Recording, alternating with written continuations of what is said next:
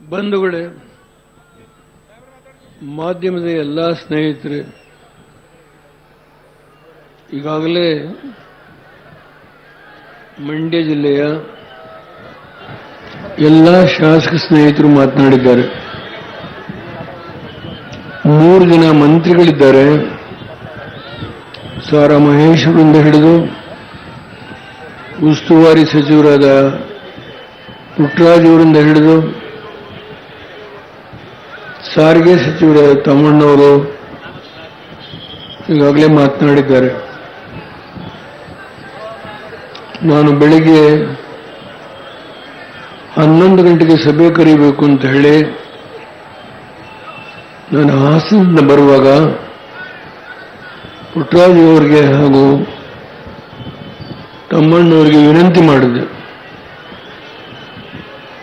ಏನು 24 ಗಂಟೆ ಕೂಡ ಇಲ್ಲ, ಹೇಗೆ ಸಭೆ ಕರೆಯುವುದು ಅಂತ ಹೇಳಿ ಸ್ವಲ್ಪ ಮಟ್ಟಿಗೆ ಯೋಚನೆ ಮಾಡಿದರು. ನಾನು ಹೇಳಿದೆ, ಮಂಡ್ಯದ ಮಹಾಜನತೆ ಈ ಪಕ್ಷದ ಮೇಲೆ ಇಟ್ಟಿರ್ತಕ್ಕಂಥ ಅಭಿಮಾನ ಇದೆ. 24 ಗಂಟೆ ಇದ್ರೂ ಚಿಂತೆ ಇಲ್ಲ,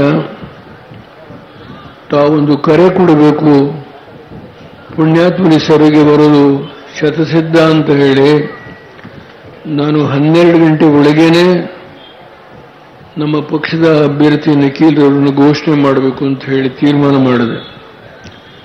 ಆದರೆ ಬರಲಿಕ್ಕೆ ಸ್ವಲ್ಪ ತಡ ಆಯಿತು.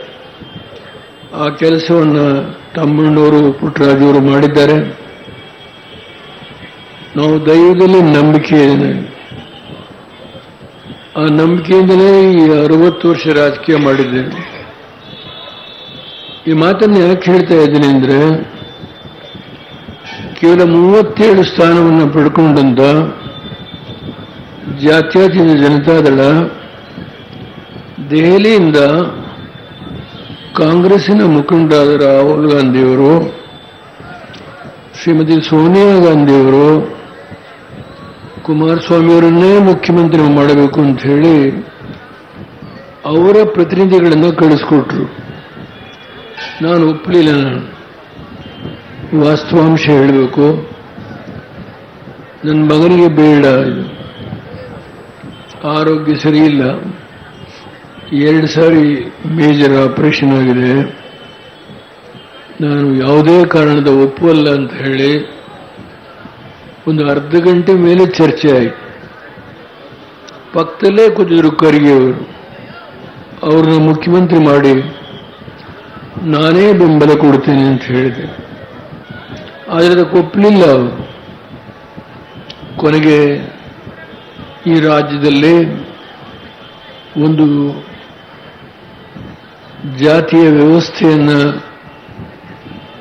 ಧರ್ಮದ ಹೆಸರಿನಲ್ಲಿ ಸಮಾಜವನ್ನು ಛಿದ್ರ ಮಾಡತಕ್ಕಂಥ ಒಂದು ರಾಜಕೀಯ ಪಕ್ಷ ಏನಿದೆ, ಅದರ ವಿರುದ್ಧ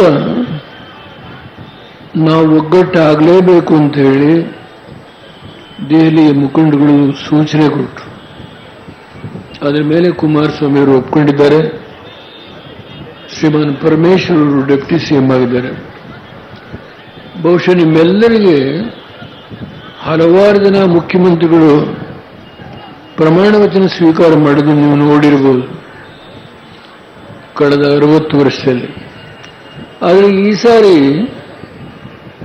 ಈ ರಾಷ್ಟ್ರದ ಭಾರತೀಯ ಜನತಾ ಪಾರ್ಟಿಯನ್ನು ಬಿಟ್ಟು, ಶಿವಸೇನವನ್ನು ಬಿಟ್ಟು, ಅಕಾಲಿ ದಳವನ್ನು ಬಿಟ್ಟು ಉಳಿದೆಲ್ಲ ಪಕ್ಷಗಳು ಕುಮಾರಸ್ವಾಮಿಯವರ ಪ್ರತಿಜ್ಞಾವಿಧಿಗೆ ಇಡೀ ರಾಷ್ಟ್ರದ 6 ಜನ ಮುಖ್ಯಮಂತ್ರಿಗಳು, ಸುಮಾರು 21 ಜನ ಒಂದೊಂದು ಪ್ರಾದೇಶಿಕ ಪಕ್ಷಗಳ ಮುಖಂಡರುಗಳು, ಮಾಯಾವತಿಯವರು ಇರ್ಬೋದು, ಮಮತಾ ಬ್ಯಾನರ್ಜಿ ಇರ್ಬೋದು, ಅಖಿಲೇಶ್ ಯಾದವ್ ಇರ್ಬೋದು, ಹೀಗೆ ಚಂದ್ರಬಾಬು ನಾಯ್ಡು ಇರ್ಬೋದು, ಕೇರಳದ ಮುಖ್ಯಮಂತ್ರಿಗಳಿರ್ಬೋದು, ಡೆಲ್ಲಿ ಮುಖ್ಯಮಂತ್ರಿ ಇರ್ಬೋದು. ಇದೊಂದು ಅತ್ಯಂತ ನನ್ನ ರಾಜಕೀಯ ಇತಿಹಾಸದಲ್ಲಿ ಇಂಥ ಒಂದು ದೊಡ್ಡ ರಾಜಕೀಯ ಸಂಘರ್ಷ ಆಗೋದನ್ನು ನೋಡಲಿಲ್ಲ ನಾನು. ಅದಾದ ಮೇಲೆ 13 ಉಪಚುನಾವಣೆಗಳಾದವು. 13 ಉಪಚುನಾವಣೆಗಳಲ್ಲಿ ಕೇವಲ ಒಂದೇ ಒಂದು ಸ್ಥಾನವನ್ನು ಈಗಿನ ನರೇಂದ್ರ ಮೋದಿಯವರ ಸರ್ಕಾರದ ಆಡಳಿತದ ವೈಫಲ್ಯತೆಯಿಂದ ಒಂದೇ ಒಂದು ಸ್ಥಾನವನ್ನು 13 ಉಪಚುನಾವಣೆಗಳಲ್ಲಿ ಪಡ್ಕೊಳ್ಳಿಕ್ಕೆ ಸಾಧ್ಯ ಆಯಿತು. ಅದಾದ ಮೇಲೆ ಶುರುವಾಯಿತು. 3 ರಾಜ್ಯಗಳಲ್ಲಿ ಚುನಾವಣೆ ಆಯಿತು. ಮಧ್ಯಪ್ರದೇಶ, ರಾಜಸ್ಥಾನ, ಛತ್ತೀಸ್ಗಢ. ಈ 3 ರಾಜ್ಯಗಳಲ್ಲಿ ಕಾಂಗ್ರೆಸ್ಸು ಏನು ಶಕ್ತಿಯನ್ನು ಕಳಗೊಂಡಿತ್ತು, ಪುನಃ ಶಕ್ತಿಯನ್ನು ಕೂಡಿಸಿ ಈ 3 ರಾಜ್ಯಗಳಲ್ಲಿ ಬಿಜೆಪಿಯಿಂದ ಅಧಿಕಾರವನ್ನು ಕಿತ್ತು ಕಾಂಗ್ರೆಸ್ ಕೈಗೆ ಕೊಡತಕ್ಕಂಥ ಒಂದು ರಾಷ್ಟ್ರೀಯ ಮಟ್ಟದಲ್ಲಿ ನಡೆದಂಥ ಬೆಳವಣಿಗೆ. 17 ರಾಜ್ಯದಲ್ಲಿ ಭಾರತೀಯ ಜನತಾ ಪಾರ್ಟಿ, ಮೋದಿಯವರು ಕಾಂಗ್ರೆಸ್ ಮುಕ್ತ ಭಾರತ ಮಾಡ್ತೇನೆ, ಬಹಳ ಬಹಳ ಬಹಳ ಲೋಕಸಭೆಯಲ್ಲಿ ಬಹಳ ಅವರ ಮನಸ್ಸಿನ ಆಕ್ರೋಶ, ಕಾಂಗ್ರೆಸ್ ಮುಕ್ತ ಭಾರತ ಮಾಡ್ತೇನೆ. ಇದೆಲ್ಲವನ್ನೂ ನಾನು ನೋಡ್ತಾ ಇದ್ದೆ. ದಯಮಾಡಿ ತಪ್ಪು ತಿಳ್ಕೊಳ್ಬೇಡಿ. ಯಾರ ಕೈಲೂ ಯಾರನ್ನೂ ಮುಗಿಸ್ಲಿಕ್ಕೆ ಆಗೋದಿಲ್ಲ. ದೈವದ ಆಟ ಏನೋ ಒಂದಿರುತ್ತೆ. ಒಂದು ಕುಮಾರಸ್ವಾಮಿ ಅವರಿಗೆ ಮೊದಲನೇ ಬಾರಿಗೆ ಏನು ಭಾರತೀಯ ಜನತಾ ಪಾರ್ಟಿ ಜೊತೆ ಹೋಗೋರು ಅಧಿಕಾರ ವಹಿಸಿಕೊಂಡ್ರು, ಇಂಥ ಒಂದು ಘಟನೆ ಆಗಲಿಲ್ಲ. ಕಾಂಗ್ರೆಸ್ ಜೊತೆ ಹೋಗಿ ದೆಹಲಿಯವರು ಬಂದು ನನ್ನ ಹತ್ರ ಕೂತು ನಿಮಗ ಒಪ್ಪಲೇಬೇಕು, ನನಗೆ ಭಯ, ಆರೋಗ್ಯ ಸರಿಯಿಲ್ಲ, ಏನಪ್ಪ ಇದು, ಮನಸ್ಸಲ್ಲಿ ಸ್ವಲ್ಪ ನೋವು ಮಾಡಿಕೊಂಡು ಕೊನೆಗೆ ಆ ತೀರ್ಪಿಗೆ ನಾನು ಭಾಗಿಯಾಗಲ್ಲ ಅಂತ ಎದ್ದು ಬಂದೆ. ನಾನು ಅವರೆಲ್ಲ ಸೇರಿ ಒಪ್ಪಿಸಿದ್ರು. ಅದ್ಭುತವಾದ ಕಾರ್ಯಕ್ರಮ ಆಯಿತು. ನನ್ನ ಮೊಮ್ಮಗನ್ನ ರಾಜಕೀಯ ತರಬೇಕು ಅಂದಿದ್ದು, ಯಾವುದನ್ನು ಮುಚ್ಚಿ ನಿಮ್ಮ ಮುಂದೆ ವಂಚನೆಯ ಮಾತನ್ನು ಆಡಲ್ಲ ನಾನು. ಕುಮಾರಸ್ವಾಮಿಗೆ 2ನೇ ಹಾರ್ಟ್ ಸರ್ಜರಿ ಆದಾಗ, ಓಪನ್ ಹಾರ್ಟ್ ಸರ್ಜರಿ, ನನ್ನ ಮೊಮ್ಮಗ ಚಿತ್ರರಂಗದಲ್ಲೇ ಇದ್ದು, ಚಿಕ್ಕವನಾದರೂ ಮೊದಲನೇ ಬಾರಿಗೆ ಜಾಗ್ವಾರ್ ಅನ್ನೋ ಒಂದು ಚಲನಚಿತ್ರವನ್ನು ಅತ್ಯಂತ ಅದ್ಭುತವಾಗಿ ಪ್ರದರ್ಶನ ಮಾಡೋದು. ನಾನು ಸುಮ್ಮನೆ ಗಮನಿಸ್ತಾ ಇದ್ದೆ. ನಮ್ಮ ತಂದೆಗೆ ತೊಂದರೆ ಆಗಿದೆ, ಹಾರ್ಟ್ ಪ್ರಾಬ್ಲಮ್ ಇದೆ. ನಮ್ಮ ತಂದೆಗೋಸ್ಕರ ನಾನು ಅವ್ರ ಜೊತೆ ನಿಂತು ಹೋರಾಟ ಮಾಡ್ತೀನಿ, ಈ ಪಕ್ಷ ಉಳಿಸ್ಲಿಕ್ಕೆ ಅನ್ನೋ ಮಾತನ್ನ ಅವತ್ತು ಹೇಳಿದಂತ ನಿಖಿಲ್ ಅವ್ರ ಬಗ್ಗೆ ನನ್ನ ಹೃದಯದಲ್ಲಿ ನಾಡ್ತು. ನಾನು ಇದು ವ್ಯಾಮೋಹ ಇಲ್ಲ. ನಮ್ಮ 3ನೇ ತಲೆಮಾರನ್ನ ಇವತ್ತು ರಾಜಕೀಯಕ್ಕೆ ದೇವೇಗೌಡರು 2 ಮೊಮ್ಮಕ್ಕಳನ್ನು ತರ್ತಾರೆ ಅಂತ ಹೇಳ್ತಾರೆ. ಆದರೆ ಎಲ್ಲಿ ಮನಸ್ಸಿನ ಮೇಲೆ ಪರಿಣಾಮ ಆಯಿತು ಅಂದರೆ, ತಂದೆಗೆ ಅದ್ಭುತವಾದಂಥ 2 ಮೇಜರ್ ಆಪರೇಷನ್. ಸೂಕ್ಷ್ಮ ಗಮನಿಸ್ತೀನಿ ನಾನು. ನಿಖಿಲ್ ಅವರು ಹೇಳಿದ್ರು, ನಮ್ಮ ತಂದೆ ಜೊತೆ ನಾನು ಎಲ್ಲೆಲ್ಲಿ ಹೋಗಬೇಕೋ ಹೋಗ್ತೀನಿ, ನಾನು ನಮ್ಮ ಪಕ್ಷದ ಶಕ್ತಿಯನ್ನು ತುಂಬಲಿಕ್ಕೆ ಯುವಕನಾಗಿ ನಾನು ಪ್ರಯತ್ನ ಮಾಡ್ತೇನೆ ಅನ್ನೋ ಮಾತನ್ನ ಹೇಳಿದ್ದಿನ ನಾನು ಅವತ್ತೇ ತಲೆಯೊಳಗೆ ಈ ವಿಷಯವನ್ನು ಗ್ರಹಿಸ್ಕೊಂಡೆ. ನಿಖಿಲ್ ಅವರು ತಂದೆ ಜೊತೆ ಕಷ್ಟಕಾಲದಲ್ಲಿ ನಿಂತು ಕೆಲಸ ಮಾಡ್ತಾನೆ ಅಂತ ಒಂದೇ ಒಂದು ಹೆಬ್ಬೈಕೆಯಿಂದ ಈ ಒಂದು ತೀರ್ಮಾನಕ್ಕೆ ನಾನು ಬಂದಿದ್ದೇನೆ. ಇದು ನಮ್ಮದು ವಂಶ ಪಾರಂಪರ್ಯ ರಾಜಕೀಯ ಅಲ್ಲ, ಸಾಮಾನ್ಯ ರೈತರ ಮನೆಯಿಂದ ಬಂದು ನಾನು. ನಮ್ಮ ತಂದೆ ಕೇವಲ ವ್ಯವಸಾಯ ಮಾಡು ವಿದ್ಯಾವಂತರಲ್ಲ. ನಮ್ಮ ತಂದೆ ಅವರೇನಿದ್ರು ಈಶ್ವರ ದೇವಸ್ಥಾನಕ್ಕೆ ಹೋಗೋರು, ಬೆಳಿಗ್ಗೆ ನಮಸ್ಕಾರ ಮಾಡ್ಕೊಂಡು ಬರೋರು. ನಮ್ಮ ತಂದೆಗೆ ಮೊದಲನೇ ಹೆಂಡತಿ 3 ಜನ ಮಕ್ಕಳು ತೀರೋಗ್ಬಿಟ್ರು. ನಾನು 2ನೇ ಹೆಂಡತಿಗೆ ಮೊದಲನೇ ಮಗ. ಅವರು ಮಾಡಿದಂಥ ಪೂಜಾ ಫಲ ಏನಿದೆ, ನಮ್ಮ ತಾಯಿ ಬೆಳಗ್ಗೆ ಹೋಗಿ ಈಶ್ವರ ದೇವಸ್ಥಾನ ಸುತ್ತ ಕಸ ತೊಳೆದು ರಂಗೋಲಿ ಹಾಕಿ ಮನೆಗೆ ಬಂದು ಕೈಕಾಲು ಮುಖ ತೊಳ್ಕೊಂಡು ಈಶ್ವರನಿಗೆ ಸೂರ್ಯನ ಕಡೆ ನಿಂತು ಕೈ ಮುಗಿದು ಒಳಗೆ ಕೆಲಸಕ್ಕೆ ಹೋಗೋರು. ಆ ಬ್ಯಾಕ್ಗ್ರೌಂಡಿಂದ ಬಂದಿದ್ದೇವೆ ನಾವು. ಇದು ನಮ್ಮದು ವಂಶ ಪಾರಂಪರ್ಯ ರಾಜಕಾರಣ ಅಲ್ಲ. ಆದರೆ ಒಂದು ಮನಸ್ಸಿಗೆ ನೋವಾಗುತ್ತೆ ನನಗೆ, ಯಾರ ಬಗ್ಗೆನೂ ನಿಂದನೆ ಮಾಡಲ್ಲ. ಮಂಡ್ಯ ನನಗೆ ರಾಜಕೀಯವಾಗಿ ಜನ್ಮ ಕೊಟ್ಟಂತ 2ನೇ ಸ್ಥಾನ. ನಾನು ತುಂಬ ಆವೇಶದಲ್ಲಿ ಮಾತಾಡಲ್ಲ ಇವತ್ತು. ನೆನ್ನೆ ತುಂಬ ಆವೇಶದಲ್ಲೇ ಮಾತಾಡ್ಬಿಟ್ಟೆ ನಾನು. ಹಾಗೆ ಮಾಡಲ್ಲ ಇವತ್ತು. ಯಾಕೆ ಮಾತು ಹೇಳ್ತೀನಿ ಅಂದರೆ, ನಾನು ಸೋತಾಗ ಮಳವಳ್ಳಿ 1 ವಿಧಾನಸಭಾ ಕ್ಷೇತ್ರ ಕನಕಪುರಕ್ಕೆ ಸೇರುತ್ತೆ. ಅನೇಕ ಜನ ಪುಣ್ಯಾತ್ಮರು, ರೈಸ್ ಮಿಲ್ ಓನರ್ಸು, ರೈತರುಗಳು ದುಡ್ಡೆತ್ತಿ, ಇಲ್ಲಿ ಪುಟ್ಟರಾಜು ಇದ್ದಾನೆ, ಇವರೆಲ್ಲ ತೆಗೆದುಕೊಂಡು ಬಂದು ಯಾವ ಚುನಾವಣೆಯ ಖರ್ಚಿಗೆ ನನ್ನ ಮುಂದೆ ಇಟ್ಟು, ಮಂಡ್ಯದ ಕೊಡುಗೆ ಇದು, ನೀವು ಕಷ್ಟದಲ್ಲಿದ್ದೀರಿ, ನಾವು ಕೈ ಹಿಡಿದೀವಿ ಅಂತ ಹೇಳಿದಂಥ ಪುಣ್ಯಾತ್ಮರು ನೀವೆಲ್ಲಿದ್ದೀರಿ. ಇದರಿಂದ ನಾನು ನೆನೆಸ್ಕೊಳ್ತೀನಿ. ನಾನು ಮಂಡ್ಯಕ್ಕೆ ಏನು ಮಾಡಿದೆ ಅನ್ನೋದು ಬೇಡ, ಅದೆಲ್ಲ ಹೇಳಲಿಕ್ಕೆ ಹೋಗಲ್ಲ. ತುಂಬ ವಿಷಯ ಇದೆ ಹೇಳೋದಾದ್ರೆ. ದಯಮಾಡಿ ಆ ಪ್ರೌರವನ್ನು ನಾನು ಬೆಚ್ಚಿಡಲಿಕ್ಕೆ ಹೋಗಲ್ಲ. ಒಂದು ಮಾತನ್ನ ನಿಮ್ಮಲ್ಲಿ ವಿನಂತಿ ಮಾಡ್ತೇನೆ. ಈಗ ನಾನು ರಾಜಕೀಯದಲ್ಲಿ ಅಂತ್ಯ ಆಯ್ತಾ, ಚರ್ಚೆ ನಡೀತಾ ಇದೆ, ನನ್ನ ಕೈಲಿ ಇಲ್ಲ ಇದು. ದಯಮಾಡಿ ಯಾರು ತಪ್ಪು ತಿಳ್ಕೊಳ್ಬೇಡಿ. ನಂದು ರಾಜಕೀಯ ಅಂತ್ಯ ಆಗೋದು ಬಿಡೋದು ಬೇರೆ ವಿಷಯ. ಆದರೆ ಒಂದು ಮಾತನ್ನ ಹೇಳ್ತೀನಿ, ಈ ನಾಡಿನ ಮಹಾಜನತೆ ಏನಿದೆ, ಅದು ಕರ್ನಾಟಕ ಅಷ್ಟೇ ಅಲ್ಲ, ಇಡೀ ಹಿಂದೂಸ್ತಾನದಲ್ಲಿ ನಾನು ಏನು 10 ತಿಂಗಳಲ್ಲಿ ಮಾಡಿದ್ದೆ ಅನ್ನೋದನ್ನ ಈಗ ಗುರುತಿಸ್ತಕ್ಕಂಥ ಕಾಲ ಬಂದಿದೆ ಈ ರಾಷ್ಟ್ರದಲ್ಲಿ. ತುಂಬ ಹೇಳಿ ಪ್ರತಿಯೊಬ್ಬರು ನಾನು ಎಳ್ಕೊಂಡು ಹೋದ್ರು ಮುಖ್ಯಮಂತ್ರಿ ಸ್ಥಾನಕ್ಕೆ ರಾಜೀನಾಮೆ ಕೊಡೋಕೆ ಇಷ್ಟ ಇಲ್ಲ ನನಗೆ, ಇಲ್ಲೇ ಇರಬೇಕು ಅಂತ ಪ್ರಯತ್ನ ಮಾಡೋದು ಆಗಲಿಲ್ಲ, ಎಳ್ಕೊಂಡು ಹೋದ್ರು. ನಿಮ್ಮೆಲ್ಲ ರೈತರು ಇಲ್ಲಿದ್ದೀರಿ ಪುಣ್ಯಾತ್ಮರು. ನಾನು ಅಲ್ಲಿ 13 ಪಕ್ಷಗಳ ಬಡ್ಜೆಟ್ನ ಇಡುವಾಗ ಮೊದಲನೇ ನನಗೆ ವಿಶ್ವಾಸ ಮತವನ್ನು ಗಳಿಸ್ಕೊಳ್ಬೇಕು. ರಾಷ್ಟ್ರಪತಿಯವರು 15 ದಿನದಲ್ಲಿ ನೀನು ವಿಶ್ವಾಸ ಮತ ಗಳಿಸ್ಕೊ ಅಂತ ಹೇಳಿದ್ರು.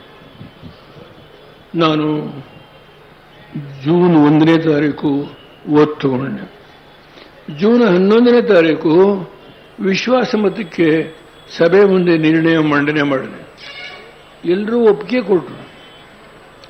14ನೇ ತಾರೀಕು ಜೂನ್ನಲ್ಲಿ ನಮ್ಮ ರೈತರು ಭತ್ತ ಇಡ್ತಾರೆ. ಅಮೋನಿಯಂ ಸಲ್ಫೇಟು, ಡೈಮಿನೋ ಫಾಸ್ಫೇಟು, ಯೂರಿಯಾ ಎಲ್ಲ ಗಗನಕ್ಕೆ ಹೋಗಿದೆ. ಸುಮಾರು 8,000 ರೂಪಾಯಿ ಒಂದು ಟನ್ಗೆ. ಕರೆದು ಅಧಿಕಾರಿಗಳಿಗೆ ಹೇಳಿದೆ, ಕನಿಷ್ಠ 1,000 ಕಡಲೆ ಮಾಡಲೇಬೇಕು, ನಾವು ಮೊದಲೇ 2,000 ಮಾಡಬೇಕು ಅಂತ ಹಠ ಮಾಡಿದೆ. ಅವರು ಕಷ್ಟ ಆಗುತ್ತೆ ಸರ್, ಮನಮೋಹನ್ ಸಿಂಗ್ ಇಟ್ಟಂತ ಫೆಬ್ರವರಿಯಲ್ಲಿ ಊಟನ ಅಕೌಂಟ್ ಬಡ್ಜೆಟ್ ಏನಿದೆ ಅದರಲ್ಲಿ ಹಣ ತೊಡಗಿಸಿಲ್ಲ, ಹೇಗೆ ನಾವು ಹಣ ಕೊಡೋದು ಸಾಧ್ಯ ಆಗಲ್ಲ ಅಂತ ನಾನು ಹೇಳಿದೆ. ಏನಾದರೂ ಕಷ್ಟ ಆಗಲಿ, ನನ್ನ ರೈತರಿಗೆ ಅಷ್ಟಾದರೂ ನಾನು ಮಾಡಬೇಕು ಅಂತ ಹೇಳಿ ಕೊನೆಗೆ ಒಪ್ಪಿ 14 ಜೂನ್ ಓದ್ ತಗೊಂಡಿದ್ದೇನೆ 1996. 14 ಜೂನ್ ಆರ್ಡರ್ ಇಶ್ಯೂ ಮಾಡಿದೆ. 3,000 ಕೋಟಿ ರೂಪಾಯಿ ಅಧಿಕವಾಗಿ ಆವತ್ತಿನ ಕಾಲದಲ್ಲಿ ಹೊರೆ ಹೊರಬೇಕಾಗಿ ಬಂತು. ಅದಾದ್ಮೇಲೆ ನಿಮಗೆಲ್ಲ ಗೊತ್ತಿರಬಹುದು, ಯಾವ್ಯಾವ ನಮ್ಮ ವ್ಯವಸಾಯ ಮಾಡತಕ್ಕಂಥ ಸಾಮಗ್ರಿಗಳು, ಡ್ರಿಪ್ ಇರಿಗೇಷನ್ ಇರ್ಬೋದು, ಸ್ಪ್ರಿಂಕ್ಲರ್ ಇರಿಗೇಷನ್ ಇರ್ಬೋದು, ಟ್ರ್ಯಾಕ್ಟರ್ ಇರ್ಬೋದು, ಪವರ್ ಟಿಲ್ಲರ್ ಇರ್ಬೋದು, 90% ಹೆಣ್ಣು ಮಕ್ಕಳಿಗೆ ಡ್ರಿಪ್ ಇರಿಗೇಷನ್ ಎಲ್ಲ ಒಂದು ಉಪಕರಣಗಳನ್ನು ಕೊಟ್ಟೆ ನಾನು. ಇತಿಹಾಸ ಅದು. ಆ ವರ್ಷ 9% ವ್ಯವಸಾಯದಲ್ಲಿ ಬೆಳವಣಿಗೆ ಆಯಿತು. ಇವತ್ತವರೆಗೂ ಆಗಿಲ್ಲ, ಹಿಂದೂ ಆಗಿಲ್ಲ. ಮತ್ತೇನು ಮನಮೋಹನ್ ಸಿಂಗು 10 ವರ್ಷ ಇದ್ರು, ವಾಜಪೇಯಿ 6 ವರ್ಷ ಇದ್ರು, ಇವರು 5 ವರ್ಷ ಇನ್ನೇನು ಮುಗಿತಾ ಬಂತು, ಇವತ್ತೂ ಆಗಿಲ್ಲ. ಇದು ಇತಿಹಾಸದ ದಾಖಲೆಯಲ್ಲಿದೆ. ಅಂದರೆ ನಾನು ಹೇಳ್ತಾ ಹೋದರೆ ತುಂಬ ಹೇಳಬೇಕು. ಕಾಶ್ಮೀರಕ್ಕೆ 10 ವರ್ಷ ಯಾವನೂ ಹೋಗಿತ್ತಿಲ್ಲ, ಯಾವ ಪ್ರಧಾನಮಂತ್ರಿನೂ ಹೋಗಿತ್ತಿಲ್ಲ. ಹೆದರೋರು, ಹೋದೆ ನಾನು, ಯಾವ ತೊಂದರೆ ಆಗಲಿಲ್ಲ. ಯಾಕೆ ಆ ಸನ್ನಿವೇಶ ಬಂತು? ಕರ್ನಾಟಕದಲ್ಲಿ ಮುಸ್ಲಿಮರಿಗೆ ಎಲ್ಲ ಥರದ ಸವಲತ್ತು, ಸರ್ಕಾರಿ ಕೆಲಸದಲ್ಲಿ, ವಿದ್ಯಾಭ್ಯಾಸದಲ್ಲಿ, ಮೆಡಿಕಲ್ ಕಾಲೇಜು, ಇಂಜಿನಿಯರಿಂಗ್ ಕಾಲೇಜು ಇವೆಲ್ಲ ಅವ್ರಿಗೆ 4% ಮೀಸಲಾತಿ ಕೊಟ್ಟು ನಾವು ಅಷ್ಟೇ ಅಲ್ಲ, ಈದ್ಗಾ ಮೈದಾನದ ಬಗೆಹರಿಸ್ತೀವಿ. ಇವತ್ತು ರಾಜಕೀಯವಾಗಿ ಮೀಸಲಾತಿ ಕೊಟ್ಟೆ. ಬೆಂಗಳೂರಿನಲ್ಲಿ 2 ಜನ ಮುಸ್ಲಿಂ ಹೆಣ್ಮಕ್ಳು ಮೇಯರ್ಸ್ ಆದರು. ನಾನು ಶ್ರೀರಂಗಪಟ್ಟಣದಲ್ಲಿ ಭಾಷಣ ಮಾಡ್ತಾ ಇದ್ದೆ. ಒಬ್ಬ ಹುಡುಗ ಬರ್ತಾನೆ, ನಿಮ್ಮಿಂದ ನಾನು ಇವತ್ತು ನಗರಸಭೆ ಅಧ್ಯಕ್ಷನಾಗಿದ್ದೀನಿ ಸರ್ ಅಂತಾನೆ. ಯಾರಪ್ಪ ನೀನು ಅಂದರೆ, ಅವನು ಕಸ ತೊಡೀತಿದ್ರಲ್ಲ, ಹಮಾಲಿಯ ಮಗ ಅವನು. ಈ ರಾಜ್ಯದಲ್ಲಿ ಅದೇನೋ ಗೊತ್ತಿಲ್ಲ ನನಗೆ. ನಮ್ಮ ಮಾಧ್ಯಮ ಸ್ನೇಹಿತರು ಇರಲಿ, ಚಿಂತೆ ಇಲ್ಲ, ಸಂತೋಷ ಪಡಲಿ. ಅಲ್ಲಿ ಒಬ್ಬೊಮ್ಮನಿಗೆ ಕಣ್ಣೀರು ಹಾಕಿದ್ದಾಯಿತು, ಇವತ್ತು ಕಣ್ಣೀರು ಹಾಕೋದಿಲ್ಲ. ಆಯ್ತಾ? ವ್ಯಂಗ್ಯ ಮಾಡಬೇಡಿ, ಏನೂ ಪ್ರಯೋಜನ ಆಗಲ್ಲ. ಯಾಕೆ ಕಣ್ಣೀರು ಹಾಕ್ತೆ ಅಂದರೆ, ಯಾವ ಹಳ್ಳಿಗೆ ನಾನು ಮೊದಲನೇ ಬಾರಿಗೆ 60 ವರ್ಷದಿಂದ ಕಾಲಿಟ್ಟು ಆ ಹಳ್ಳಿಯ ಜನ ನಿನ್ನೆ ನಾನು ಹೋದಾಗ ಅವರು ಎಷ್ಟು ಪ್ರೀತಿಸಿದ್ರು ಅಂತ ಹೇಳಿದ್ರೆ, ನನ್ನ ಮನಸ್ಸಿನಲ್ಲಿ ಆ ಪ್ರೀತಿಯ ಭಾವನೆ ಉಕ್ಕಿ ಹರಿದು, ಎಂಥ 60 ವರ್ಷ ಹಿಂದೆ ತೀರೋಗ್ಬಿಟ್ರು ಹಿರಿಯರೆಲ್ಲ, ಪಟೇಲ್ ಕಾಳೇಗೌಡರು ಅಂತ ಹೇಳಿ ಅವರೆಲ್ಲ ನೋಡಿ, ಅವ್ರ ಮೊಮ್ಮಕ್ಕಳನ್ನೆಲ್ಲ ನೋಡಿದಾಗ ಸ್ವಲ್ಪ ಮನಸ್ಸಿಗೆ ಉದ್ವೇಗ ಆಯಿತು. ನನ್ನ ಮೊಮ್ಮಗನ ಪಕ್ಕದಲ್ಲಿ ನಿಲ್ಲಿಸ್ಕೊಂಡು ಮಾತಾಡೋದಕ್ಕೆ ಉದ್ಯೋಗ ಬರಲಿಲ್ಲ, ಆ ಉದ್ವೇಗ ಬರಲೂ ಇಲ್ಲ. ಇಲ್ಲಿ ನನ್ನ ಮೊಮ್ಮಗನೇ ನಿಂತಿದ್ದಾನೆ. ಯಾಕೆ ಇವರಿಗೆ ರಾಜಕೀಯ ತರಬೇಕು? ಅವತ್ತು ಕಂದೆ ಅತ್ಯಂತ ಸಂಕಟದಲ್ಲಿ ಆರೋಗ್ಯದಲ್ಲಿ ಬಳಲ್ತಾ ಇರುವಾಗ ನಮ್ಮ ತಂದೆಗೆ ತೊಂದರೆ ಕೊಡಲ್ಲ, ನಾನು ನಮ್ಮ ತಂದೆ ಹಿಂದೆ ನಿಲ್ತೀನಿ ಅಂತ ಹೇಳಿದಂಥ ಒಬ್ಬ ಯುವಕನ ನಾನು ಈ ಎಲ್ಲ 8 ಜನ ಶಾಸಕರು 3 ಜನ ಮಂತ್ರಿಗಳನ್ನ ಕೇಳಿ ಆಮೇಲೆ ಒಂದು ತೀರ್ಮಾನಕ್ಕೆ ಬಂದೆ. ದಯಮಾಡಿ ಕ್ಷಮೆ ಕೇಳ್ತೇನೆ, ನಿಮ್ಮನ್ನ ದುರ್ಬಳಕೆ ಮಾಡಿಕೊಳ್ಳಲ್ಲ. ನೀವಿಟ್ಟಿರ್ತಕ್ಕಂಥ ಪ್ರೀತಿ, ಕೊಟ್ಟಂಥ ರಾಜಕೀಯ ಶಕ್ತಿ ಎಲ್ಲ ಗೊತ್ತಿದೆ ನನಗೆ.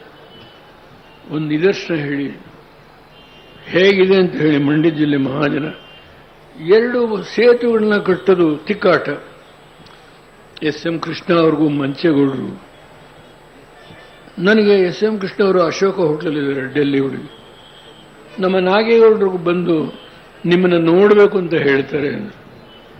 ಯಾಕಪ್ಪ ನನ್ನ ಮನೆಗೆ ಬರೋದು ಬೇಡ, ನಾನು PWD ಮಿನಿಸ್ಟರ್ ಆಗ ನಾನು ಹೋಟ್ಲಿಗೆ ಬರ್ತೀನಿ. ನಾನು ಕರ್ನಾಟಕ ಭವನದಲ್ಲಿ ಹೋದೆ, ನನ್ನ ಮರ್ಯಾದೆ ಉಳಿಸಿ. ಅದು ಅಷ್ಟು ಪರಸ್ಪರ 2 ಗುಂಪು. ಆಮೇಲೆ ನಾನು ಡೆಲ್ಲಿಯಿಂದ ಬಂದ ಮೇಲೆ ಚೆನ್ನೇಗೌಡ ಅಂತ ಸುಬ್ರಹ್ಮಣ್ಯ ಇದ್ದಿದ್ದೆ, ಅವನಿಗೆ ಮೈಸೂರು ಸುಬ್ರಹ್ಮಣ್ಯ ಕರೆಸ್ತಿ ನೋಡೋಣ ಬಾ ಹೋಗೋಣ. 2 ಕಡೆ ನಿಂತಿದ್ದಾರೆ ಪುಣ್ಯಾತ್ಮರು. ಇಲ್ಲೂ ಆಗಬೇಕು, ಅಲ್ಲೂ ಆಗಬೇಕು, 2 ಕಡೆ ತಿಕ್ಕಾಟ. ಯೋಚನೆ ಮಾಡಿದೆ, 2 ಸೇತುವೆ ಮಾಡೋಣ, ಯಾರಿಗೂ ಬೇಡ ಮನಸ್ಸು. ಇನ್ನೊಂದು 15 ಲಕ್ಷ 18 ಲಕ್ಷ ಖರ್ಚಾಗುತ್ತೆ ಎಕ್ಸ್ಟ್ರಾ ಅಂತ ಹೇಳಿ 2 ಕಡೆಗೆ ಒಂದೇ ದಿನ ಫೌಂಡೇಶನ್ ಹಾಕ್ತೀವಿ. ನನ್ನ ಸಮಾಜ ಹೊಡೆದಾಡಬಾರದು ಅಂತ ಹೇಳಿ. ಅದಾದಮೇಲೆ ಆ ಬ್ರಿಡ್ಜ್ ಕೆಲಸ 2 ಕಂಪ್ಲೀಟ್ ಆಯಿತು. ಯಾರ ಕೈಲೂ ಇನಾಗ್ರೇಟ್ ಮಾಡಿಸ್ಲಿಲ್ಲ 5 ವರ್ಷ. ಆ ಪುಣ್ಯಾತ್ಮರು ನೆನೆಸ್ಕೊತೀನಿ. ನಾನು ಮತ್ತೆ ಮುಖ್ಯಮಂತ್ರಿ ಆಗಿ ಬಂದ ಮೇಲೆ PWD ಮಿನಿಸ್ಟರ್ ಆಗಿದ್ದಾಗ ಮಾಡಿದ್ದ ಕೆಲಸ. ನಾನು ಮತ್ತೆ ಮುಖ್ಯಮಂತ್ರಿ ಆಗಿ ಬಂದ ಮೇಲೆ ನನ್ನೇ ಕರ್ಕೊಂಡೋದ್ರು, ನೀವೇ ಇನಾಗ್ರೇಟ್ ಮಾಡೋಕು 2 ಈ ಸೇತುವೆಗಳನ್ನ ಅಂತ ಹೇಳಿ. ತಗ್ಗಳ್ಳಿ ಕೀಳ್ಗಟ್ಟ, ಎಂಥ ಪುಣ್ಯಾತ್ಮರು, ಏನು ಮಾತಾಡ್ಲಿಕ್ಕೆ. ನಾವು ಕಲಿಬೇಕು. ಮಂಡ್ಯದ ಮಹಾಜನತೆ ಏನಿದೆ, ನಾವು ಅರಿಬೇಕಾದ್ದು ಬಹಳ ಇದೆ. ನಾನು ಇಲ್ಲಿ ಕೂತಿದ್ದಾಳೆ ನಮ್ಮ, ಹೇಳಬಾರ್ದು, ನಾನು ಮುಖ್ಯಮಂತ್ರಿ ಆದವಾಗ ಗಲಾಟೆ ಆಗೋಯ್ತು. ಏನು ಒಂದು 2 ಲಕ್ಷ ಜನದ ಮೇಲೆ ಸೇರಿದ್ದಾರೆ, 2 ಲಕ್ಷ ಜನ ಮೇಲೆ ಸೇರಿದ್ದಾರೆ. ಅದು ಹೊಡೆದಾಟ. ಇಲ್ಲಿ ಅಂಬುಜಮ್ಮ ಎಲ್ಲೆಲ್ಲೋ ಆ ಕಡೆ ಕೂತಿರ್ಬೇಕು. ನಮ್ಮ ಗೌಡು ನನಗೆ ಮುಖ್ಯಮಂತ್ರಿ ಆಕೆ ಈ ಒಂದು ಗೊಂದಲ ಹೊಡೆದು ಎಲ್ಲರಿಗೂ ಹೊಡೆದ್ಬಿಟ್ಟು, ಚಿಕ್ಕದವ್ರಿಗೆಲ್ಲ ಹೊಡೆದು. ಅದು ಬೆಳಿಗ್ಗೆ ದೊಡ್ಡದಾಗಿ ಪೇಪರ್ಲಿ ಬಂದು. ಅಂದರೆ ಪ್ರತಿ ಹಂತದಲ್ಲಿ ಸಾಮಾನ್ಯವಾದ ಜನ ಆದರೂ ದೇವೇಗೌಡನ್ನ ಬಿದ್ದಾಗ ಎತ್ಕೊಳ್ಳುವಂಥ ಒಂದು ಸೌಜನ್ಯತೆ ಇರತಕ್ಕಂಥ ಈ ಜಿಲ್ಲೆ ಇದು. ಇದರ ಬಗ್ಗೆ ನಿಮ್ಮ ಮನಸ್ಸಿಗೆ ನೋವು ಮಾಡಿ ನನ್ನ ಮಗನ್ನ ಮೊಮ್ಮಗನ್ ನಿಲ್ಲಿಸಬೇಕು ಅಂತ ಇಲ್ಲ. ನಾನು ಮಗ ಅವನ ತಂದೆ ಆರೋಗ್ಯ ಸರಿ ಇಲ್ಲ ಅಂತೇಳಿ ನಾನು ನಿಲ್ತೇನೆ ಅಂತೇಳಿ 4-6 ವರ್ಷದ ಹಿಂದೆ ಹೇಳಿದ. ಆ ಒಂದು ನೋವನ್ನು ಇಟ್ಕೊಂಡಿದೆ. ಇಲ್ಲ, ತಂದೆಗೆ ಸಹಾಯ ಮಾಡ್ತಾನೆ, ಅದನ್ನು ನಿಲ್ಲಿಸಬೇಕು ಅನ್ನೋ ಒಂದು ತೀರ್ಮಾನಕ್ಕೆ ಬಂದಿದ್ದೇನೆ. ನಾನು ಮಾತನಾಡೋದು ಬಹಳ ವಿಷಯ ಇದೆ, ಬರ್ತೇನೆ. ಈ ದೇಶದ ರಾಜಕೀಯ ಏನಾಗುತ್ತೋ ನೋಡೋಣ. ಇವತ್ತು ರೈತರ ಬಗ್ಗೆ ಈಗ 6,000 ರೂಪಾಯಿ ಕೊಡ್ತೀನಿ ಅಂತ ಹೇಳಿದ್ದಾರೆ. ಯೋಚನೆ ಮಾಡಿ, 12 ತಿಂಗಳಿಗೆ 6,000 ರೂಪಾಯಿ ಅಂದರೆ 500 ರೂಪಾಯಿ ತಿಂಗಳಿಗೆ. ನಮ್ಮ ಕಾಸ್ಟ್ ಆಫ್ ಕಲ್ಟಿವೇಶನ್ ಏನಿದೆ, ನಾನು ಯಾವಾಗ ಬಂದೆ, ನನ್ನ ಮಗ ಯಾವಾಗ ಬಂದು ಸತ್ತೋರ್ ಮನೆಗೆಲ್ಲ 50,000 ಎಲ್ಲ ಕೊಟ್ಟಿದ್ದಾರೆ, ಅದು ನಾನು ಹೇಳ್ಕೋಬಾರದು. ಆದರೆ ಇವತ್ತು ಈ 5 ವರ್ಷ ರಾಜ್ಯ ಆಳಿದಂಥ, ಈ ದೇಶ ಆಳಿದಂಥ ಪ್ರಧಾನಮಂತ್ರಿ ಈಗ ಚುನಾವಣೆ ಹೋಗುವ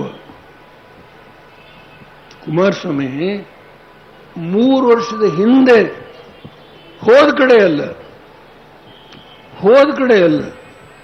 ನಾನು ರೈತರ ಸಾಲ ಮನ್ನಾ ಮಾಡ್ತೀನಿ, 2 ಲಕ್ಷ ರೂಪಾಯಿ ಅವರಿಗೆ ಬೆಳೆ ಸಾಲ ಸಂಪೂರ್ಣ ತೆಗೆದು ಹಾಕ್ತೀನಿ. ಆದರೆ ವಾಸ್ತವಾಂಶನ ತಿಳಿದು ಮಾತನಾಡಬೇಕು. ಈಗಲೂ ಅಪಹಾಸ್ಯ, ಎಷ್ಟು ದ್ವೇಷ ಇದೆ.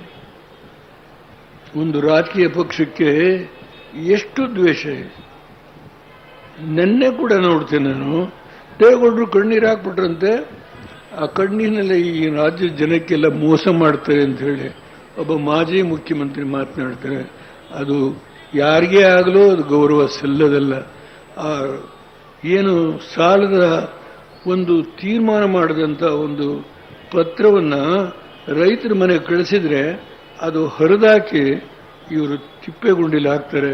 ಇದು ರೈತರ ಬಗ್ಗೆ ಯೋಚನೆ ಮಾಡುವಂಥ ಒಂದು ರಾಜಕೀಯ ಪಕ್ಷ. ಇವತ್ತು ನಾಚಿಕೆ ಆಗಬೇಕು. ನಾನು ತುಂಬ ಮಾತನಾಡ್ಬೋದು, ಯಾರಿಗೂ ದ್ವೇಷದ ಮಾತನಾಡಲ್ಲ. ನಾನು ಅನ್ನೋ ಶಬ್ದ ಬರಬಾರದು. 13 ಪಕ್ಷಕ್ಕೆ ಸೇರಬೇಕದು. ನಾನು ಪ್ರಧಾನಮಂತ್ರಿ ಆಗಿದ್ದಾಗ ಇದು ಅರುಣಾಚಲದಲ್ಲಿ ಒಂದು ಬ್ರಿಡ್ಜ್ ಸ್ಯಾಂಕ್ಷನ್ ಮಾಡಿದೆ, 5 ಕಿಲೋಮೀಟರ್, 400 ಕೋಟಿ ರೂಪಾಯಿ ಅವತ್ತು ಹಣ ಇಟ್ಟೈತಿ. ನಮ್ಮ ಪ್ರಧಾನಮಂತ್ರಿಗಳು ಹೋಗಿ ಇನಾಗ್ರೇಟ್ ಮಾಡ್ತಾರೆ. ಇನಾಗ್ರೇಟ್ ಮಾಡಿದಾಗ ಹಳ್ಳಿ ಜನ ಕೂಗ್ತಾರೆ, ಇದು ದೇವೇಗೌಡರು ಸ್ಯಾಂಕ್ಷನ್ ಮಾಡಿದ್ದು ಅಂತ ಹೇಳಿ ಜನ ಕೂಗ್ತಾರೆ. ಕಾಲ ಬಂದಿದೆ. ಅವತ್ತಂತೂ ಯಾರು, ಇವತ್ತು ಅಷ್ಟೇ, ನಾನು ಪ್ರಧಾನಮಂತ್ರಿ ಆಗಿದ್ದಾಗ ಏನು ಕೆಲಸ ಮಾಡಿದ್ರು ಯಾರೂ ಬರೀಲಿಲ್ಲ. ತಪ್ಪು ತಿಳ್ಕೋಬೇಡಿ. ಇದು ನಮ್ಮ ಮುಸ್ಲಿಂ ಬಾಂಧವರು ಅರ್ಥ ಮಾಡ್ಕೋ. ಯಾಕೆ 5 ಸಾರಿ ಹೋದೆ, ಏನು ತೊಂದರೆ ಇಲ್ಲ. 2 ಪವರ್ ಪ್ರಾಜೆಕ್ಟ್ ಸ್ಯಾಂಕ್ಷನ್ ಮಾಡಿದೆ, ಯೂನಿವರ್ಸಿಟಿ ಸ್ಯಾಂಕ್ಷನ್ ಮಾಡಿದೆ, ರೈಲ್ವೆ ಲೈನ್ ಸ್ಯಾಂಕ್ಷನ್ ಮಾಡಿದೆ, ಬಾರಾಮುಲ್ಲಾ ಕಟ್ರಾ ವ್ಯಾಲಿಗೆ. ಇದು 4 ಪಥದ ರೋಡ್ ಸ್ಯಾಂಕ್ಷನ್ ಮಾಡಿದೆ ಲೇವರಿಗೆ. ಯಾರೂ ಏನು ಮಾಡಲಿಲ್ಲ. ಮುಸ್ಲಿಂ ಸಮಾಜಕ್ಕೆ ಸೈನ್ಯದಲ್ಲಿ ಕೆಲಸ ಕೊಡಬಾರದು ಅಂತ ತೀರ್ಮಾನ ಮಾಡಿದ್ರು. ತೆಗೆದಾಕ್ತೇವೆ, ಹೊಡೆದಾಕ್ತೇನೆ. ಯಾಕೆ? ಅವರು ಭಾರತೀಯರು, ಯಾಕೆ ದ್ರೋಹ ಮಾಡೋದು? ಇದೆಲ್ಲ ಅನೇಕ ವಿಷಯ ಇದೆ. ಈಗ ತಾತ್ಕಾಲಿಕವಾಗಿ ಇಲ್ಲಿಗೆ ಬರ್ತೇನೆ. ನಾನೀಗ ಪಾರ್ಲಿಮೆಂಟಲ್ಲಿ ಮಾತಾಡೋ ಬೇರೆ ವಿಷಯಗಳಿದೆ, ಈಗ ಮಾತನಾಡಲ್ಲ. ಆ ಕಾಲ ಬರ್ಬೋದು ಅಥವಾ ಬರದೆ ಹೋಗ್ಬೋದು, ಎರಡೂ ಗೊತ್ತಿಲ್ಲ. ನಾಳೆ ಏನಾಗುತ್ತೆ ನನಗೆ ಗೊತ್ತಿದೆಯಾ? ಅದನ್ನ ವಿಷಯ ಬೇಡ. ಈಗ ಇಲ್ಲಿ ಇವತ್ತು ಯಾವ ಒಂದು ಜಾತ್ಯತೀತ ಜನತಾ ದಳವನ್ನು ನನ್ನ ಮಗನಿಗೋಸ್ಕರ ಮಾಡಿಲ್ಲ. ಇಬ್ರಾಹಿಂ ಇದ್ರು ಅಧ್ಯಕ್ಷರಾಗಿ, ಸಿದ್ದರಾಮಯ್ಯ ಇದ್ರು, ಮಿರಾಜುದ್ದೀನ್ ಪಟೇಲ್ ಇದ್ರು, ಎ ಕೃಷ್ಣಪ್ಪನ ಕರ್ಕೊಂಡು ಬಂದೆ, ಹೇಳಿ ತೀರ್ಮಾನ ಮಾಡಿ ಸಭೆ. ಇಬ್ರಾಹಿಮನ್ ಎಲ್ಲಿದ್ರು? ಯಾವ ಮಟ್ಟಕ್ಕೆ ತಗೊಂಡೋದೆ? ಯಾರಿಗೆ ದ್ರೋಹ ಮಾಡಿದೆ? ನಾಯಕ್ ಸಮಾಜಕ್ಕೆ ನನ್ನ ಮಂತ್ರಿ ಮಾಡಬೇಕು ಅಂತ ಚಂದ್ರಶೇಖರ್ ದಿಲ್ಲಿಗೆ ಕರೆಸಿದಾಗ ಬೇಕಿಲ್ಲ ನನಗೆ. ಈ ನಾಯಕ್ ಸಮಾಜನ ಇವತ್ತು ನೀವು ಎಸ್ಟಿಗೆ ಸೇರಿಸಬೇಕು. 15 ಅಸೆಂಬ್ಲಿ ಸೀಟು, 3 ಪಾರ್ಲಿಮೆಂಟ್ ಸೀಟ್. ನನ್ನ ಮಗ ಗುರುಗಳಿಗೆ ಜಾಗ ಇಲ್ಲ. ಅವರೇನು ರಾಜಕೀಯದಲ್ಲಿ ಇತ್ತಿಲ್ಲ. ನನ್ನ ಮಗ ಇಂಥ ಸಿನಿಮಾ ಪ್ರೊಡಕ್ಷನ್ ಮೊದಲದೊಂದು ಯಜಮಾನ ಅಂತ ಎಂಥ ಒಂದು ಸಿನಿಮಾ ಮಾಡಿದ್ದು. 10 ಲಕ್ಷ ರೂಪಾಯಿ ಕೊಡ್ತಾರೋ ಆ ಜಾಗ ಕೊಂಡ್ಕೊಳ್ಳೋದಕ್ಕೆ. ಇವತ್ತು ಯಾವ ರೀತಿ ನಿಂದನೆ ಮಾಡ್ತಾರೆ. ನಾನು ಮುಸ್ಲಿಮರು ಆಯಿತು, ಕಳೆದು ಅದೆಲ್ಲ ಮರೆತು ಬಿಟ್ಟಿದ್ದೀನಿ, ಅದೆಲ್ಲ ಮರಿತೇನೆ. ಆದರೆ ಇವತ್ತು ದೇಶ ಉಳಿಸ್ಬೇಕು. ಕಾಂಗ್ರೆಸ್ಸು JDS ಹಿಂದಿಂದೆಲ್ಲ ಮರೆತು ಒಂದು ತಾಯಿ ಮಕ್ಕಳಾಗೆ ನಾವು 28 ಕ್ಷೇತ್ರದಲ್ಲಿ ನಾನೇನು ಕೆಲಸ ಮಾಡಿದೆ ಅಂತ ಹೇಳುವ ಶಕ್ತಿ ನನಗೆ ಇದೆ. ಅವ್ರು ಕರೆದ ಕಡೆ ಎಲ್ಲ ಕಡೆ ಹೋಗ್ತೇನೆ. ರಾಜ್ಯದಲ್ಲಿ ಯಾವ ಕ್ಷೇತ್ರಕ್ಕೆ ಹೋಗಬೇಕು ಅನ್ನೋ ಭಿನ್ನ ಬೈದೆ ಇಲ್ಲ. ಭಾರತೀಯ ಜನತಾ ಪಾರ್ಟಿನ ಎಷ್ಟು ಕುಗ್ಗಿಸಬೇಕು ದೇವರಿಚ್ಛೆ ಗೊತ್ತಿಲ್ಲ ನನಗೆ. ಕನಿಷ್ಠ 17 ಸ್ಥಾನ ತಗೊಂಡ್ರು. ಅದನ್ನು ತಪ್ಪಿಸಿ ಇವತ್ತು 4-5 ಸ್ಥಾನಕ್ಕೆ ಅವ್ರನ್ನ ಇಳಿಸಲೇಬೇಕು ಅಂತ ಹೇಳಿ ಈ ವಯಸ್ಸಲ್ಲಿ ಪಣತೊಟ್ಟು ಕೆಲಸ ಮಾಡ್ತೇನೆ ಅನ್ನೋ ಮಾತನ್ನ ಹೇಳಿ ನಮಗೆ ಇವತ್ತು ಯಾವ ಕಾರಣ ದ್ವೇಷ ಇಲ್ಲ ನನಗೆ. ದ್ವೇಷ ಅಲ್ಲ. ಈ ರಾಷ್ಟ್ರದಲ್ಲಿ ನಮ್ಮ ಶೆಡ್ಯೂಲ್ ಕಾಸ್ಟ್ ಮಕ್ಕಳನ್ನ ಬಟ್ಟೆ ಬಿಚ್ಚಿ ಹೊಡಿತಾರೆ. ಗುಜರಾತಲ್ಲಿ ದೊಡ್ಡದಾಗಿ ಮಾತನಾಡ್ತಾರೆ, ಬಟ್ಟೆ ಬಿಚ್ಚಿ ಹೊಡಿತಾರೆ. ಹೇಳ್ತಾ ಹೋದ್ರೆ ತುಂಬ ಹೇಳ್ಬೋದು. ಎಷ್ಟು ಜನ ಉತ್ತರ ಪ್ರದೇಶದಲ್ಲಿ ಮುಸ್ಲಿಮರನ್ನ ಕೊಲೆ ಮಾಡೋದು, ಗುಜರಾತಲ್ಲಿ ಎಷ್ಟು ಜನ ಕೊಲೆ ಮಾಡಿ. ನಾನು ಯಾರಿಗೂ ಉದ್ರೇಕಕ್ಕೋಸ್ಕರ ಮಾತಾಡೋದಿಲ್ಲ, ಸತ್ಯಾಂಶ ಹೇಳ್ತಾ ಇದ್ದೀನಿ. ದಯಮಾಡಿ ನಿಮ್ಮೆಲ್ಲಲ್ಲಿ ಕೈ ಮುಗಿದು ಪ್ರಾರ್ಥನೆ ಮಾಡ್ತೇನೆ. ಅಕ್ಕ ತಂಗಿಯರು, ಹೆಣ್ಮಕ್ಳಿಗೂ ರಿಸರ್ವೇಷನ್ ಕೊಟ್ಟೆನ. ನಮ್ಮ ಹೆಣ್ಮಕ್ಳು 35 ಜನ ಪಾರ್ಲಿಮೆಂಟಲ್ಲಿ ಅಸೆಂಬ್ಲಿಲಿ ಇರಬೇಕು ಅಂತ ಆ ಮೋಷನ್ನೂ ಮೂವ್ ಮಾಡಿದ್ದೀನಿ ರಾಜ್ಯಾಂಗದ ತಿದ್ದುಪಡಿಗೆ. ಇನ್ನೂ ಆಗಿಲ್ಲ. ಎಲ್ಲ ಮಾತನಾಡ್ತಾರೆ. ಈಗ ಜಿಲ್ಲಾ ಪಂಚಾಯತಿ, ತಾಲೂಕ್ ಪಂಚಾಯತಿ, ಗ್ರಾಮ ಪಂಚಾಯತಿ ಎಲ್ಲ ಕಡೆ ಮಾಡಿದ್ದೀನಿ. ಇವತ್ತು ಮಿಸ್ಟೇಕ್ ಮಾಡ್ಕೊಳ್ಳೋದು ನೆನೆಸ್ಕೊಂಡ್ರೆ ಒಂದೊಂದು ಹೇಳ್ತಾ ಹೋಗ್ಬೋದು. ನಾನು PWD ಮಿನಿಸ್ಟರ್ ಆಗಿದ್ದಾಗ 58 ಸೇತುವೆಗಳನ್ನು ಈ ಜಿಲ್ಲೆಯಲ್ಲಿ ಕಟ್ಟಿದ್ದೇನೆ. ನಮ್ಮ ಶ್ರೀರಂಗಪಟ್ಟಣದ MLA ಇದ್ದಾರೆ, ಅಲ್ಲೊಂದು ಸೇತುವೆ ಕೆಂಗಲ್ ಹನುಮಂತಯ್ಯನವರು ಫೌಂಡೇಶನ್ ಹಾಕಿದ್ರು. ಸಿದ್ಲಿಂಗಪುರ ಅಂತನೋ ಏನೋ ಗೊತ್ತಿಲ್ಲ ನಮಗೆ, ಮಹಾದೇವಪುರ ಕಟ್ಟೆಕೆದ್ನಹಳ್ಳಿ ಹತ್ರ ಹನುಮಂತಯ್ಯನವರು ಒಂದು ಫೌಂಡೇಶನ್ ಹಾಕಿದ್ರು. ಅದು ಮಾಡೋಕ್ಕಾಗೋದಿಲ್ಲ ಸರ್ ಅಂದರು ಇಂಜಿನಿಯರ್. ಕಟ್ಟಲೇಬೇಕು, ಅದು ಏನಾಗುತ್ತೋ ನೋಡೋಣ. 58 ಸೇತುವೆ ಕಟ್ಟಿದ್ದೀನಿ ನಾನು. ಇದೆಲ್ಲ ಇಗ್ಲೂರ್ದು ಒಂದಲ್ಲ ಬೇಕಾದಷ್ಟು ಹೇಳ್ಬೋದು ನಾನು. ಏನು ನಾನು ಸರ್ ಎಂ ವಿಶ್ವೇಶ್ವರಯ್ಯ ಬಹಳ ದೊಡ್ಡವರು. ಈ KRS ಕಟ್ಟಬೇಕು ಅಂತ ಹೇಳಿ ಒಂದು ಒಪ್ಪಂದಕ್ಕೆ ರುಜು ಮಾಡಿದ್ರು. ನಮ್ಮ ಮಾದೇಗೌಡರಿಗೂ ಗೊತ್ತಿದೆ ಈ ವಿಷಯ. ನಾನೇನು ಅವರೂ ಹೋರಾಟ ಮಾಡಿದ್ರು. ಏನು ಬರೀ 36 TMC ನೀರನ್ನು ತಗೊಳ್ತೀವಿ KRS ಅಲ್ಲಿ. ನಮ್ಮ ಗತಿ ಏನು? ನಿಜಲಿಂಗಪ್ಪದವರು, ನಾನು ಅಸೆಂಬ್ಲಿಗೆ ಆಗ್ತಾನೆ ಎಂಟರ್ ಆಗಿದ್ದೇನೆ. ಕಾಮರಾಜ್ ನಗರ ಹುಟ್ಟುಹಬ್ಬಕ್ಕೆ ಹೋಗಿ, ಕಾಮರಾಜ್ ನಾನು ಎಷ್ಟು ಬೇಕಾದರೂ ನೀರು ಕೊಡ್ತೀನಿ, ನಾನು ನೀವು ಭತ್ತ ಕೊಡು ನನಗೆ ಅಂತ ಹೇಳ್ತಾರೆ. ತಲೆ ಕಿಚ್ಕೋಬೇಕು. ಆಗೊಂದು ತೀರ್ಮಾನಕ್ಕೆ ಬಂದೆ, ಇದು ಬಿಡಬಾರ್ದು ಇಲ್ಲಿಗೆ ಅಂತೇಳಿ. ಬಾಳೆಕುಂದ್ರಿ ಅಂತ ಮಹಾನುಭಾವರಿದ್ದರು, ಅವ್ರ ಹತ್ರ ಹೋಗಿ ಕೂತ್ಕೊಂಡು, ಸರ್ ಹಿಂದೇನೇನಾಗಿದೆ ಎಲ್ಲ ನನಗೆ ತಿಳಿಸ್ಕೊಡಿ, ಹೋರಾಟ ಮಾಡ್ತೀನಿ ಅಂತೇಳಿ 64ನೇ ಇಸ್ವಿ ರೆಸೊಲ್ಯೂಷನ್ ಮೂವ್ ಮಾಡಿದೆ. ಆವತ್ತು ಶಿವಪ್ಪ ಇದು. ಆ ಒಂದು ಒಪ್ಪಂದಕ್ಕೆ ಬಂದ್ವಿ. ನಮ್ಮ ದುಡ್ಡಲ್ಲಿ ಹೇಮಾವತಿ, ಹಾರಂಗಿ, ಕಬಿನಿ ಇವೆಲ್ಲ ಕಟ್ಟಬೇಕು ಅಂತ ಹೇಳಿ. ಅದಲ್ಲದೆ ಇದ್ರೆ ಎಲ್ಲಿ ಈಗ 270 TMC ನೀರು ಬಂದಿದೆ. ನಮ್ಮ ಗತಿ ಏನಾಗ? ದಯಮಾಡಿ ನನ್ನ ಜನಕ್ಕೋಸ್ಕರ ಹೋರಾಟ ಮಾಡ್ತೀನಿ, ಸ್ವಂತದ್ದೇನಿಲ್ಲ. ಅವತ್ತು ತೀರ್ಮಾನ ಆಗಿರೋದು 90,000 ಎಕರೆ ಭತ್ತ, 30,000 ಎಕರೆ ಕಬ್ಬು. ಇವತ್ತು 4 ಲಕ್ಷ ಎಕರೆ ಇವತ್ತು KRS ಇಂದ ಇವೆಲ್ಲ ಇವತ್ತು ಬಳಕೆ ಮಾಡ್ಕೊಳ್ತಾ ಇದ್ದಾರೆ. ಎಷ್ಟು ಸಂತೋಷ ನಮಗೆ. ಶಂಕರೇಗೌಡರು ಚಡ್ಡಿ ಮೆರವಣಿಗೆ ಮಾಡಿ ಆ ಕೆಲಸ ಶುರು ಮಾಡಿಸಿದ್ರು. ಇದೆಲ್ಲ ನನಗೆ ಜ್ಞಾಪಕ ಇದೆ. ದಯಮಾಡಿ ನನ್ನ ಜೀವನದಲ್ಲಿ ಮಂಡ್ಯದ ಜನತೆನ ಮರೆಯೋನೂ ಅಲ್ಲ, ಅಂತ ಕೃತಜ್ಞನೂ ಅಲ್ಲ. ಇವತ್ತು ನನ್ನ ಮೊಮ್ಮಗನ ಬಗ್ಗೆ ನಮ್ಮ ಟಿವಿಯವರಿಗೆ ಹೇಳ್ತೀನಿ, ನೀವು ಹಾಸನದಲ್ಲಿ ಮಾಡಿದ್ರ ಇಲ್ಲಿ ಹೋಗಿ ಅವರ ಮುಖದ ಹತ್ರ ಹಿಡಿಯೋದು, ನೀವು ಯಾರು ಕೊಟ್ಟು ಮಾಡ್ತೀರಿ? 3 ತಿಂಗಳು ಒಂದಿನ ಅಲ್ಲ, ಮೊನ್ನೆ ಡಿಕ್ಲೇರ್ ಆಗಿದೆ, ನಿಖಿಲ್ ಹೆಸರು ಬರುತ್ತದೆ ಅಂತ ಶುರುವಾಗೋಯ್ತು. ಟಿವಿನ ಪ್ರತಿ ತಾಲೂಕಲ್ಲಿ ಹೋಗೋದು. ನಮ್ಮ ಸ್ನೇಹಿತರು ಕೆಲವರು ಇದಾರಲ್ಲ, ನಾವೆಲ್ಲಿ ಸೇರಿಸ್ತೀವಿ ನಿಖಿಲ್ನ, ಇಲ್ಲಿ ಬರೋಕೆ ಬಿಡಿದ್ರೆ ಗೋಬ್ಯಾಕ್ ನಿಖಿಲ್ ಅಂತ. ಇಷ್ಟು ಮನಸ್ಸಿಗೆ ನೋವಾಗುತ್ತೆ. ನನ್ನ ಸಾಕಿ ರಾಜಕೀಯವಾಗಿ ಹಾಸನ ಒಂದು ಕಡೆ, ಅದು Mandya is A heart of politics ಅಂತ ಹೇಳಿದ್ದೀನಿ ನಾನು ಈ ಮಾತು. ನನ್ನ ಜನ, ನನ್ನ ಮೊಮ್ಮಗನಿಗೆ ಗೋಬ್ಯಾಕ್ ಅಂದರೆ ನನಗೆ ತುಂಬ ಮನಸ್ಸಲ್ಲಿ ನೋವಾಗಿ, ನಿನ್ನೆ ಯಾವಾಗ ಹಾಸನದಿಂದ ಬರಬೇಕಾದ್ರೆ, ನಾಳೆ ಗುರುವಾರ ಚೆನ್ನಾಗಿದೆ, ನೀವು ನಾಳೆಲೇ ನಾನು ಡಿಕ್ಲೇರ್ ಮಾಡಬೇಕು, ಅದು ಬರಬೇಕಾದ್ರೆ ಸ್ವಲ್ಪ ಲೇಟ್ ಆಯಿತು, ತಮ್ಮಣ್ಣವ್ರಿಗೆ ಪುಟ್ಟರಾಜಿಗೆ ಫೋನ್ ಮಾಡಿ ನೀವು ಅನೌನ್ಸ್ ಮಾಡಿ ಅಂತ ಹೇಳಿದ್ದೀನಿ.